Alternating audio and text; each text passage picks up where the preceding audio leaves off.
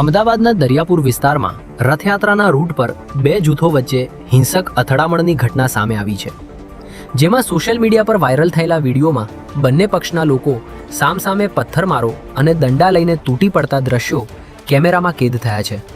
મળતી માહિતી મુજબ દાંડિયાવાડના નાકા પાસે બે યુવકો વચ્ચે સામાન્ય બોલાચાલી થઈ હતી, પરંતુ જૂની અદાવત અને બોલાચાલીના કારણે બાદમાં બંને પરિવારો વચ્ચે તણાવ વધી ગયો હતો. જે બાદ નાની અલીની પોળ વિસ્તારમાં બે જૂથ આમને સામને આવી ગયા હતા અને એકબીજા પર લાકડીઓ અને દંડા વડે તૂટી પડ્યા હતા.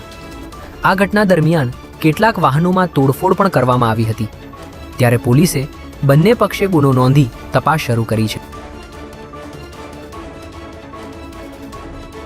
રાજ્યમાં પ્રોહિબિશનની પ્રવૃત્તિઓ નાબૂદ કરવા માટે કાર્યરત સ્ટેટ મોનિટરિંગ સેલની ટીમે ગાંધીનગરની ડભોડા પોલીસને ઊંઘતી રાખીને દારૂનો મોટો જથ્થો ઝડપી લીધો છે.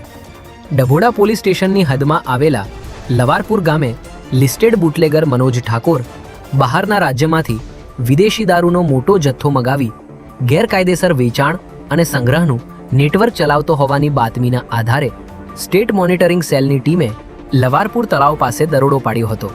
ત્યારે દરોડા દરમિયાન ઝૂંપડીની બહાર પ્લાસ્ટિકના કોથળા અને થેલા લઈને બેસેલા રાજન પટેલ અને અજીત ઠાકોરને પોલીસે કોર્ડન કરીને ઝડપી લીધા હતા. જે બાદ ઝૂંપડીમાં તપાસ કરતા બંધ હાલતમાં રાખેલા ફ્રીજમાંથી બિયરના ટીન તેમજ વિદેશી દારૂની બોટલ મોટી સંખ્યામાં મળી આવી હતી.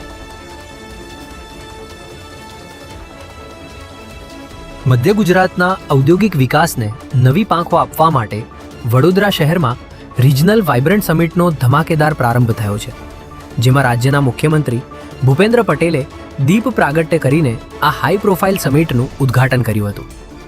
આ સમિટના મંચ પરથી મુખ્યમંત્રી ભૂપેન્દ્ર પટેલે ઉદ્યોગ જગત માટે ખૂબ જ મોટી અને ઐતિહાસિક જાહેરાત કરી છે, જેમાં રાજ્યના 8 મહત્વના શહેરોમાં અત્યાધુનિક સ્માર્ટ GIDC બનાવવામાં આવશે, જેમાં ગ્લોબલ લેવલનું ઇન્ફ્રાસ્ટ્રક્ચર પૂરું પાડવામાં આવશે.